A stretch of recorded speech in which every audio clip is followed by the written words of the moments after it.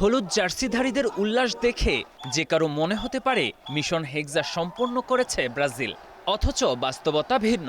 বিশ্বকাপের ফাইনালে আর্জেন্টিনাকে হারিয়ে শিরোপা জিতেছে স্পেন, তবুও এমন আনন্দে ভাসছেন সেলেসাও সমর্থকেরা। কিন্তু কেন?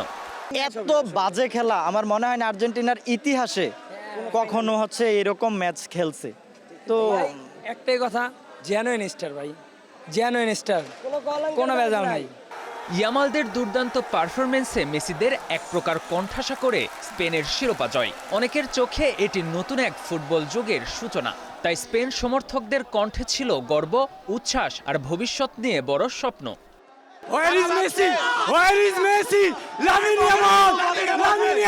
সবাই আসলে হেরেও তারপরও খুশি, কারণ যে ব্রাজিল আউট হয়ে গেছে আমরা জানি অনেক আগে, তারপরও যেহেতু আর্জেন্টিনা হারছে এইটাই তাদের হেরেও জিতে যাওয়া যাকে বলে সেটাই আর কি। ফার্স্ট যখন ওয়ার্ল্ড কাপ দেওয়া শুরু করছে তখন 2010 সালে ছিল যে নিয়াস্তার যে গোলটা, সো আজকেও আশা করছিলাম যে হয়তো পরে পেদ্রি আসছিল, পেদ্রি থেকে কোনো একটু আসবে, যেটা যদিও মার্টিনেজ সেভ করছে, but at the end Ferran Torres খুব ভালো একটা গোল দিছে অ্যান্ড মোমেন্ট ছিল একটা, খুব ভালো লাগছে।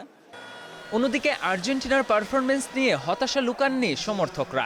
তাদের মতে দলটি নিজেদের স্বাভাবিক ছন্দে খেলতে পারেনি, বিশেষ করে এনজো ফার্নান্দেজের লাল কার্ড ম্যাচের মোড় ঘুরিয়ে দেয়।